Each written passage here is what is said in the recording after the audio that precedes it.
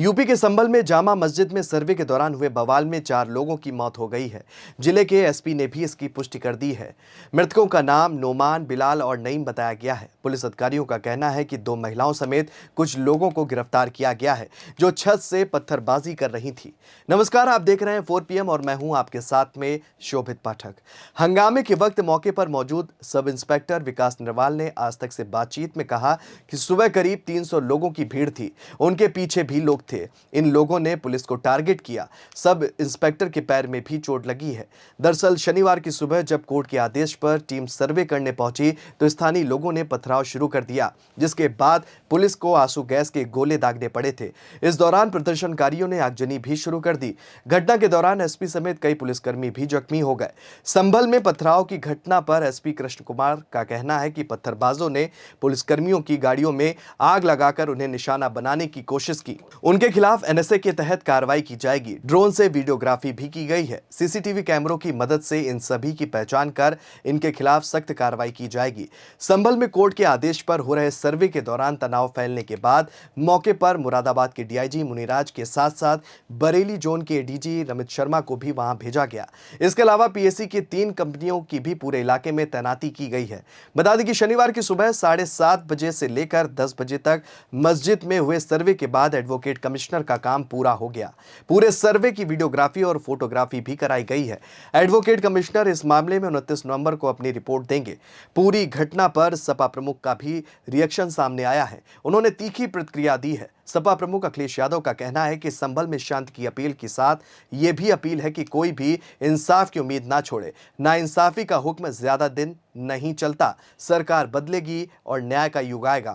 उन्होंने कहा कि एक और गंभीर घटना हुई है संभल की। जानबूझकर सर्वे की टीम भेजी गई, ये सरकार ने कराया है जिससे चुनाव की धांधली पर चर्चा ना हो सके। और क्या कुछ कहा अखिलेश यादव ने, जरा सुनिए।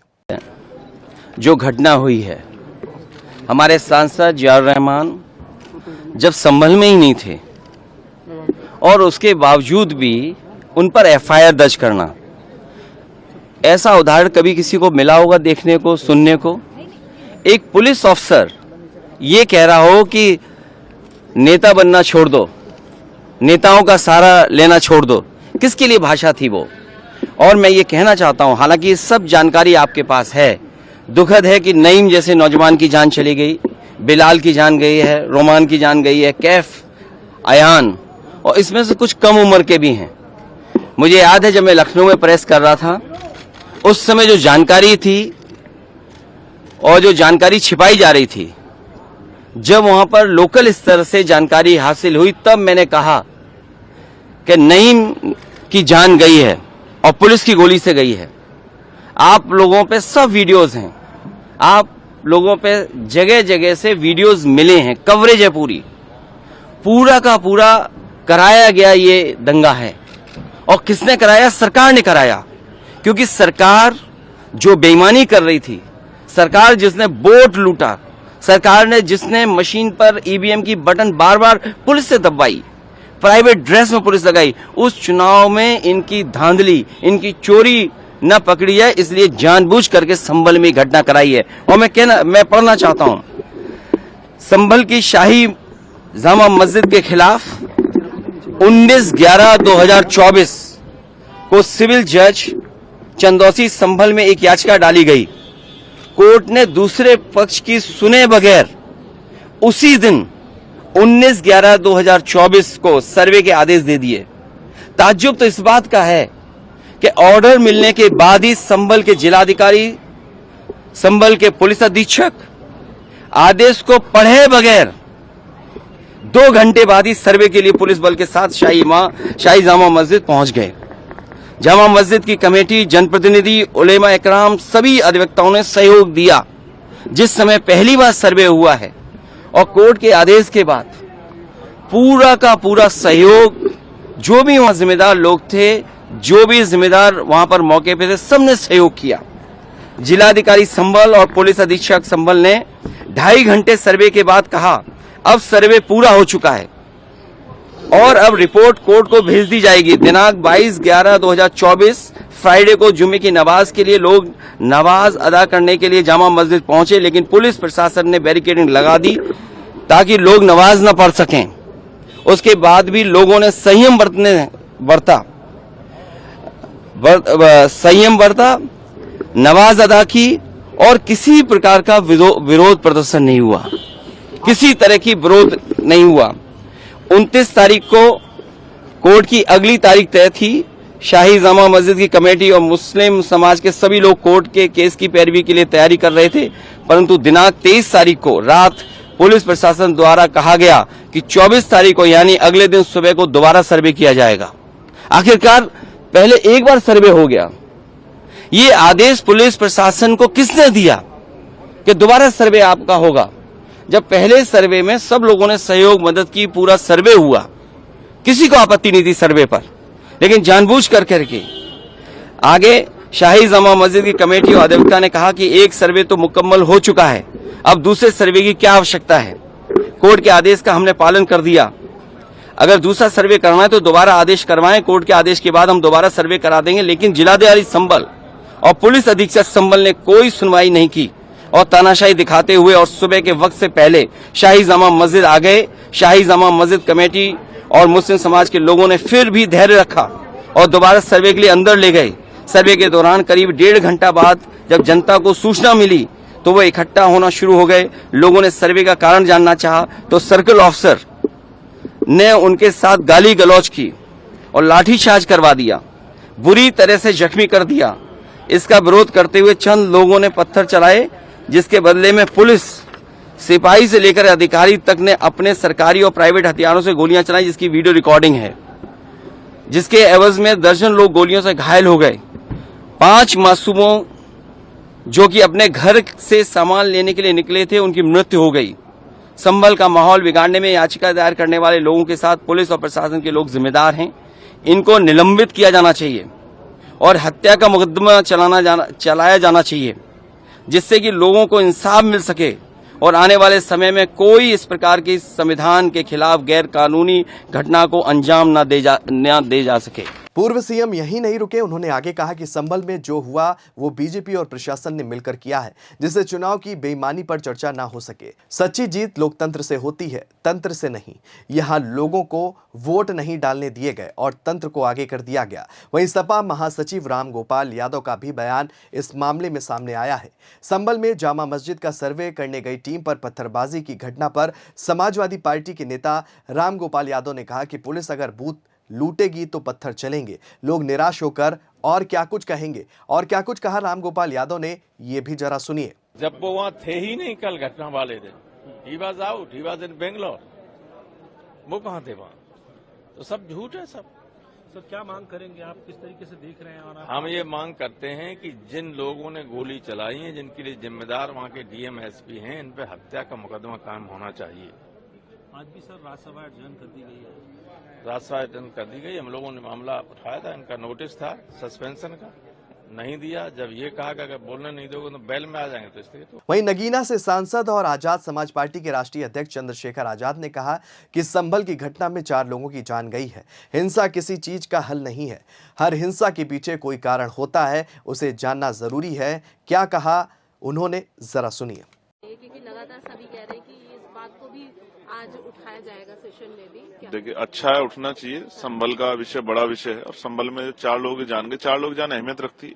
कोई सब धन्ना सेठ के बेटे नहीं, सब गरीब लोग हैं और जिनकी जान गई। मैं फिर कहूंगा कि हिंसा किसी चीज का हल नहीं है। मैं हिंसा का समर्थन नहीं करता, लेकिन हर हिंसा के पीछे कोई ना कोई रीजन रहता है, कोई कारण रहता है। उस कारण को जानना भी बहुत जरूरी है। और जिस तरह से लगातार कभी किसी धार्मिक स्थल पे, कभी किसी धार्मिक स्थल पे बार बार जो है अपना आधिपत्य दिखाने की और उसके साथ जो है उसको अपने हिस्से में लेने की जो एक कवायद चल रही है, ये देश के लिए अच्छी नहीं है। देश में नफरत फैलाएगी, नुकसान करेगी। आप ये समझिए कि जब वर्शिप एक्ट 1919 है और वो ये कहता है कि 15 अगस्त 47 को जो धार्मिक स्थल जिस स्थिति में था वैसे ही रहेगा, और बाबरी के बाद इसका ये हो भी गया था। तो अब ये नया रोज कभी ज्ञानवापी, कभी बनारस, कभी जो है संभल, ये सब करके जो है, मुझे ऐसा लगता है कि बुनियादी मुद्दों से ध्यान हटाना चाहते हैं। लगता है सर अखिलेश यादव ने जो कहा कि एक बार सर्वे हुआ था तो दोबारा सर्वे की क्या जरूरत थी, पुलिस की कमी है, सरकार पर आरोप मढ़े जा रहे हैं, आप इससे इत्तेफाक रखते हैं? मैं इस बात से इत्तेफाक रखता हूं कि हिंसा किसी चीज का हल नहीं है। जिन बच्चों की जान गई है, जांच होनी चाहिए और मुझे उम्मीद है कि जो मेडिकल हुआ होगा वो वीडियो रिकॉर्डिंग के अंतर्गत हुआ होगा, जिससे पुलिस की कार्यशैली पे कोई सवाल ना खड़ा हो और पता लग जाए किसकी गोली से जो है 4 लोगों की जान गई। 4 लोगों की जान अहमियत रखती है। आप ये समझिए ना, लगातार जिस तरह का जो है नारे लगे, धार्मिक नारे लगा के, अब ये बताइए अगर सर्वे के लिए जा रहे हैं सर्वे कमिश्नर, तो धार्मिक नारों का क्या मतलब है? ये उकसाना नहीं होगा? इस उकसाने में जो घटना हुई है और जिससे जिस तरह के हमारे देश की छवि खराब हो रही है, इसकी कौन जिम्मेदारी लेगा? तो पुलिस प्रशासन, एडमिनिस्ट्रेशन और सरकार तीनों का फेलियर है। और मैं फिर ये कहूंगा कि कोर्ट जाना चाहिए। मैं सबसे शांति की अपील करूंगा कि लोग शांति बना के रखें, लेकिन मैं फिर आपसे स्पष्ट रूप से कह रहा हूं, ये अच्छा नहीं है, देश के लिए अच्छा नहीं है, संविधान की मर्यादाओं के लिए अच्छा नहीं है। संविधान की मर्यादा में आंदोलन हो और गोली से नहीं, वार्ता से जो है लोगों की सबकी सुनवाई हो। क्या आपको नहीं पता इस मसले में दूसरे पक्ष को बिल्कुल नहीं सुना गया, एक पक्ष से फैसला हो गया? बहुत सारे बड़े इशू हैं, ऐसा लगता है जैसे उनसे भी ध्यान हटाने के लिए सब चीजें की जा रही है। इनमें ईवीएम भी केंद्रित है, इनमें चुनाव में जो उत्तर प्रदेश में जो लोकतंत्र की हत्या वो भी केंद्रित है, और अडानी का भी मामला, कहीं ऐसे मामला लगता है कि शायद उनसे भी ध्यान हटाने की कोशिश हो सकती है। बता दें कि सर्वे के बाद जब टीम निकल रही थी तभी 3 ग्रुप आमने सामने आ गए, तभी गोली भी चली। गोली किस ग्रुप ने चलाई ये पता नहीं चल पाया है, लेकिन गोली पुलिस अधीक्षक के पीआरओ के पैर में भी लगी। डिप्टी कलेक्टर का पैर भी फ्रैक्चर हो गया, सीओ के छर्रे लगे और कांस्टेबल के सिर पर गंभीर चोटें भी आई हैं। सीओ संभल सहित करीब 1 दर्जन पुलिसकर्मी घायल हुए हैं और इसी गोलीबारी के बीच करीब 4 युवकों की मौत भी हो गई। 15 लोगों को हिरासत में लिया गया है। कमिश्नर आंजनेय कुमार सिंह ने बताया कि 2 महिलाओं समेत 15 लोगों को हिरासत में अभी लिया गया है। महिलाएं छत से पत्थर फेंक रही थीं। उन्होंने कहा कि बवाल करने वालों के खिलाफ पुलिस सख्ती से निपटेगी। उन्होंने कहा कि बवाल क्यों हुआ है इसको लेकर भी जांच की जा रही है। बवाल करने वालों को किसी भी कीमत पर छोड़ा नहीं जाएगा। संभल सांसद जियाउर रहमान बर्क ने हालात पर चिंता जताई है। सांसद ने एक्स पर पोस्ट कर लिखा कि मैं संभल की आवाम से शांति की अपील करता हूं। हालात को जानकर बहुत दुखी हूं। जो भी जान माल का नुकसान हुआ है यकीनन उसकी भरपाई नहीं की जा सकती। अभी ये फैसला आखिरी फैसला नहीं है। उम्मीद करता हूं कि इस देश की बड़ी अदालतों से और पार्लियामेंट से जो इंसाफ करेंगी। बर्क ने आगे लिखा कि अल्लाह की अदालत से कोई नहीं बच पाएगा। मैं शनिवार रात ही बेंगलोर में all India Muslim personal law board की मीटिंग में आया था। जैसे ही हालात की खबर मिली मैं वापस आया। पुलिस ने जो बर्बरता की है उसके खिलाफ पार्लियामेंट में आवाज उठाऊंगा। जल्द ही अपने लोगों के बीच आऊंगा। बता दें कि इस घटना को लेकर पुलिस ने संभल कोतवाली में प्राथमिकी भी दर्ज की है। समाजवादी पार्टी के सांसद जियाउर रहमान और विधायक नवाब इकबाल के बेटे सुहेल इकबाल के खिलाफ उपद्रव की साजिश रचने का मुकदमा भी दर्ज हुआ है। प्राथमिकी दर्ज होने के बाद सांसद जियाउर रहमान की भी प्रतिक्रिया सामने आई। जियाउर रहमान ने कहा कि निर्दोष लोगों के मारे जाने पर पुलिस वालों के खिलाफ हत्या का मुकदमा दर्ज हो। जब सब कुछ शांति से चल रहा था तब वहां भीड़ लाकर नारे लगवाने की क्या जरूरत थी।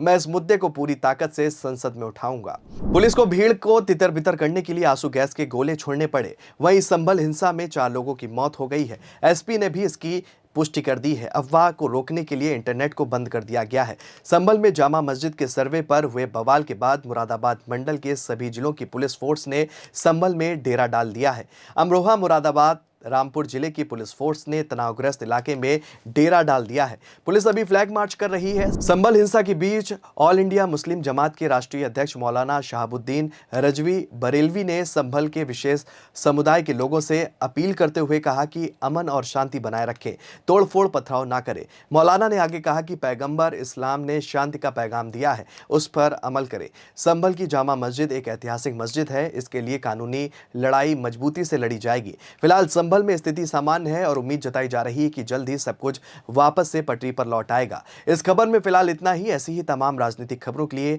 बने रहिए और देखते रहिए 4 PM न्यूज़ नेटवर्क। धन्यवाद।